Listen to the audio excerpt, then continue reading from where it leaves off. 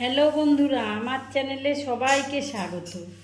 আজ আমি ইলিশ মাছের মাথা দিয়ে কচু শাকের রেসিপি দেখাবো। সেটা হচ্ছে পুরনো দিনে কিভাবে ইলিশ মাছের মাথা দিয়ে কচু শাকের রেসিপি করেছে সেই রেসিপিটা দেখাবো। সেজন্য আমি কচু শাককে কেটে ধুয়ে পরিষ্কার করে নিয়েছি, আর একটা ইলিশ মাছের মাথা নিয়েছি, আর কিছু মশলা নিয়েছি। ফোড়ন নিব তেজপাতা, কালো জিরে, শুকনো লঙ্কা, আর জিরের গুঁড়ো, চেরা কাঁচা লঙ্কা, রসুন বাটা, পেঁয়াজ বাটা, হলুদ গুঁড়ো আর লবণ। রান্নার শেষে স্বাদ অনুসারে সামান্য চিনি দিব। আমি কচু শাকটাকে সেদ্ধ করে নেব, সেজন্য একটা গ্যাসের উপর কড়াই বসিয়ে দিয়েছি। এখন অল্প পরিমাণ জল দিয়ে দিচ্ছি। এখন আমি কচু শাকটা তাতে দিয়ে দেব।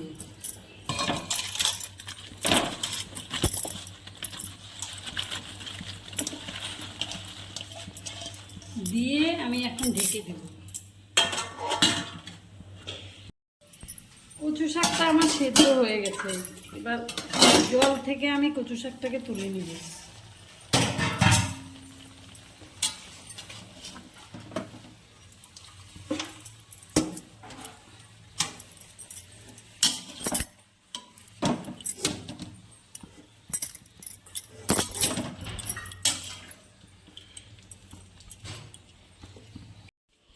মাথাটার মধ্যে আমি এখন লবণ আর হলুদ গুঁড়ো দিয়ে মাথাটাকে মেখে নেব।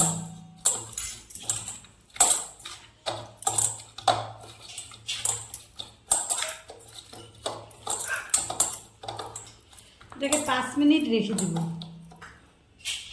আমি আগে থেকে গ্যাসের উপর একটা কড়াই বসিয়ে দিয়েছিলাম। এবার আমি ইলিশ মাছের মাথাটাকে ভেজে নেব। সর্ষের তেল দিয়ে দিলাম।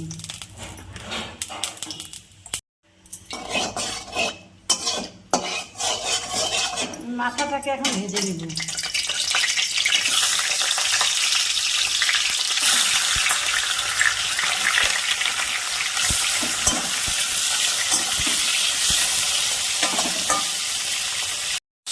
মাথাটাকে আমি উল্টে পাল্টে লাল করে দেব।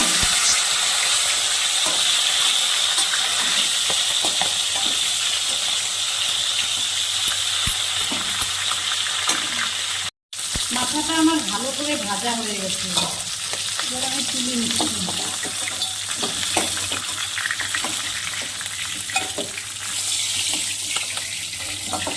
আমি ইলিশ মাছ মাথাটা যে ভাজার তেলটা ওর মধ্যেই ফোড়ন করে দিচ্ছি। আপনারা চাইলে আর অল্প তেল দিতে পারেন, আমি দেব না। শুকনো লঙ্কা, তেজপাতা, কালো জিরে,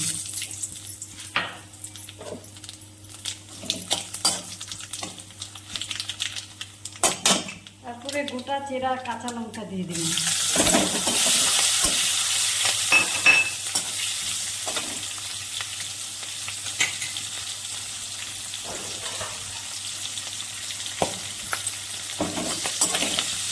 এবার এখানে আমি কচু শাকটা দিয়ে দিচ্ছি। ফোড়নটা আমার হয়ে গেছে। জল ঘুরিয়ে রাখা কচু শাকটা দিয়ে দিলাম। ভালো করে কষিয়ে নিব।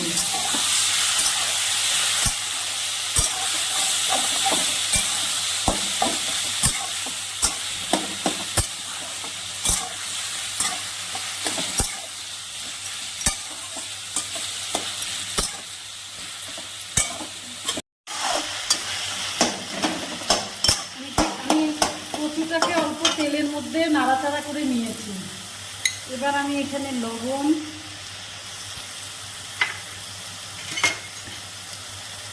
হলুদ গুঁড়ো, পেঁয়াজ বাটা, রসুন বাটা, জিরে গুঁড়ো, আর আমি এটাকে ভালো করে কষিয়ে নিই।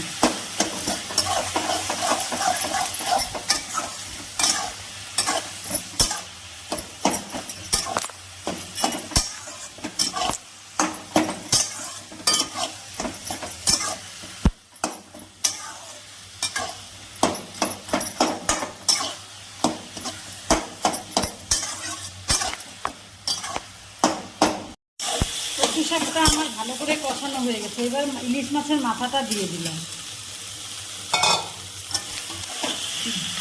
ইলিশ মাছের মাথাটা দিয়ে অল্প পরে একটু ভেঙে দেব।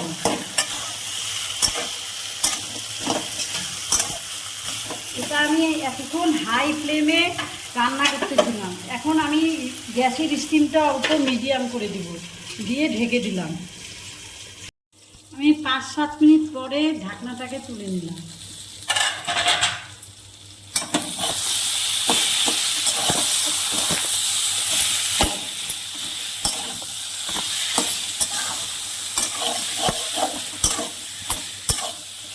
এটাকে একটু খুন্তি দিয়ে না ভেঙে দিলে কচু শাকের যে স্বাদটা, যে টেস্টটা বের হবে না। এটাকে আর আমি ঢাকনা দিব না, এখন এইভাবে আর খানিকক্ষণ কষিয়ে নিব, 5 মিনিটের মতন কষিয়ে নিব, তারপরে নামিয়ে দেব। এখন এটা কড়াইয়ের তলায় একটু একটু করে লেগে যাচ্ছে লাল লাল হয়ে, তার মানে কচু শাকটা আমার সম্পূর্ণ হয়ে গেছে, রেডি। এবার একটু আমি মিষ্টি দিয়ে দিই, আপনারা চাইলে নাও দিতে পারেন, কিন্তু কচু শাকে একটু মিষ্টি দিলে ভাল লাগে।